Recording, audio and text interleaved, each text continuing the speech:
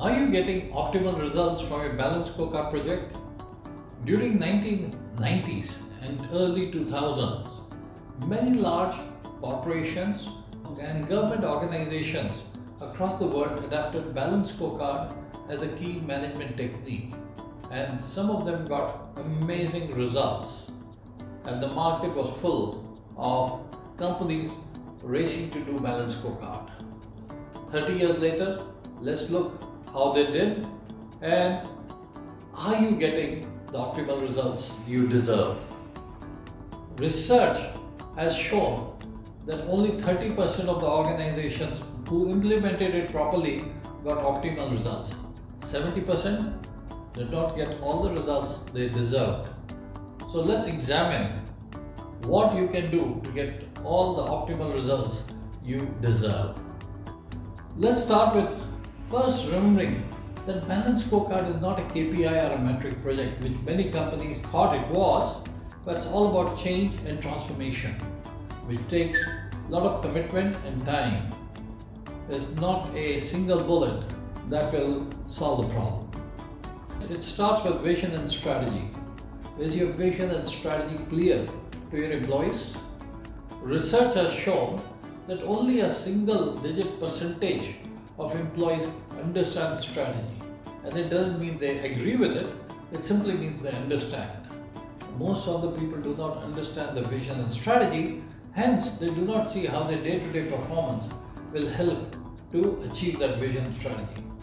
Companies have lofty visions, which they want to go to the moon, but it's not very clear for the other people in the organization what to do.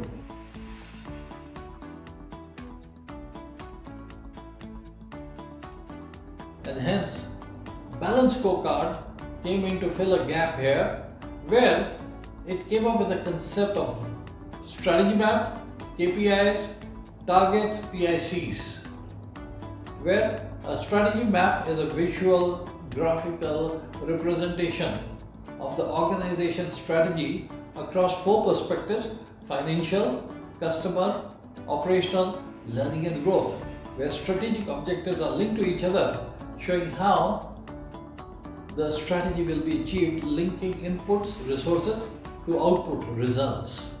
And for this strategy map, for each objective there's a 1 or 2 KPIs, and for each KPI there's a target and a PIC.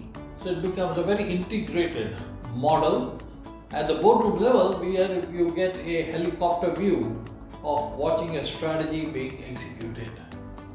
And from here, at the boardroom level, you would cascade the KPIs down to frontline, to your soldiers, to your supervisors, to your managers, depending on the organization size. And it would flow top down. The strategy is top down, not bottom up. And the strategic objective will go down to each manager or supervisor, and the information, the feedback flows back how well the organization is reaching those targets. So that is the second step on a balanced scorecard journey. The third step is, are your structure aligned to strategy? And the question is, what comes first? Does strategy come first or the structure? And over the years there has been endless debate on it. And guess what? Strategy comes first. The structure is there to support the strategy. It's not a bunch of boxes, but it's an enabling infrastructure to support that strategy. Organizations that do not change the structure but keep changing strategy fail to reach the strategic goals. And the key interconnected mechanism is that the KPIs of the corporate should be cascaded to individuals, and they should be held accountable for those KPIs. And that links the entire HR to strategy execution. So from those KPIs, you would create individual job accountability statements, put the competencies, requirements, link the training programs, link the performance evaluations, so on and so forth, to support strategy. And of course, once you have done that, you need to build a culture where everybody's focused on getting things done, having that kind of mindset. Are you doing the right things to implement strategy?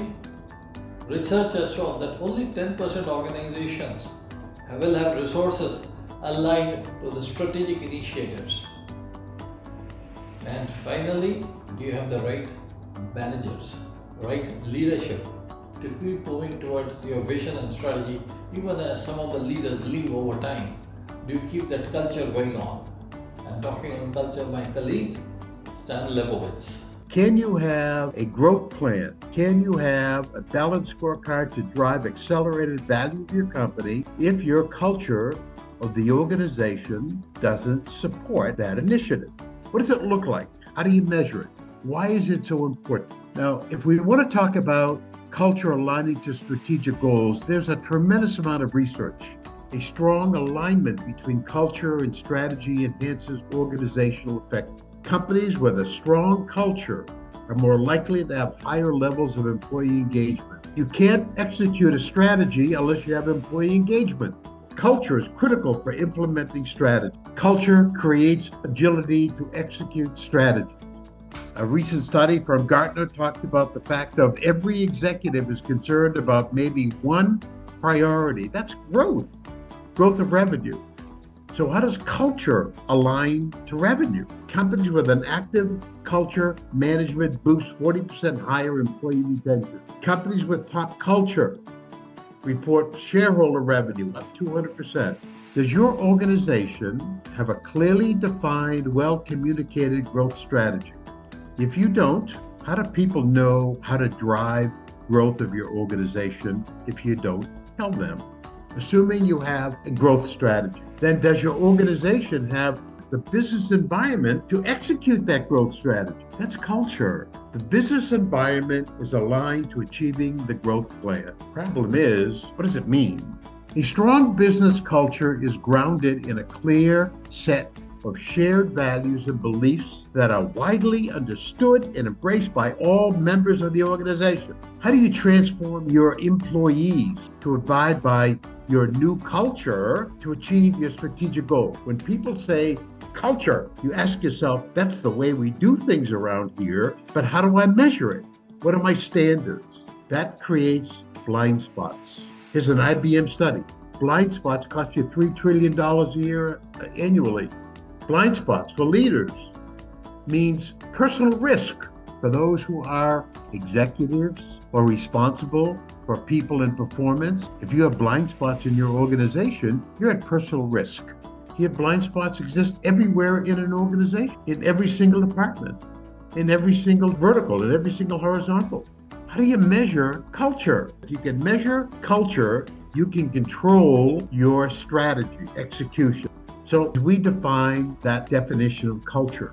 So culture is the business environment. That's the place that you work and live every single day. That's your environment. But that environment is when your leadership measurable and your people measurable. Discuss your strategy and implement your strategy measurable. With processes measurable. They work in harmony together to deliver great customer service. So the secret of success in culture transformation to execute your strategy in the balanced scorecard methodology is measurement. And there's nothing more important than measuring culture through the lens of my definition. These are my 6 elements of measurement: culture, environment, people, strategy. Is this a great strategy, by the way? Is it based upon what customers care about? If you don't measure your customer relationship to your products or services, you cannot have a contemporary, valid strategy. And when they do have a strategy, we need to make sure that that strategy is deployed to the people that execute. And we have great processes in place based on the relationship of people to drive customer loyalty. We call this organizational alignment. This came about from 30 years of research from Harvard Business School. This is your culture. You can see it, you can taste it, you can manage it, you can measure it. Now you're measuring your culture. And when your culture shows red scores, these are dysfunctions.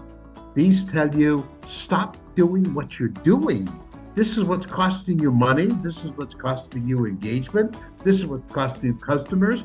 This is what's costing you retention of your employees. And the green, of course, are best practices. That's what you're doing great.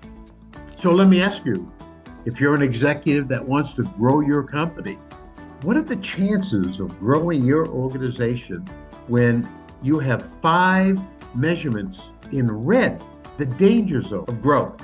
These impact and impede accelerated growth and value of the company. You've got 14 yellows, also dysfunctions that impede growth of your company, and only 5 best practices to grow your company. You don't have effective measurement. You don't have an effective way to control the growth of your company. Moving on to the right things. Do you do the right things? Do you have the resources? Do you put the strategic budgets in place to do those strategic initiatives? And we find many organizations either don't do those strategic initiatives or overdo some parts of them. And then do you review these strategic KPIs and projects regularly at the boardroom level, at the director level, down to manager level on a regular basis to make sure you are aligned and rapidly realigning to your goals? And finally, do you have the right kind of leadership and managers in place to execute strategy? And if you need to understand more, feel free to contact me. Thank you very much.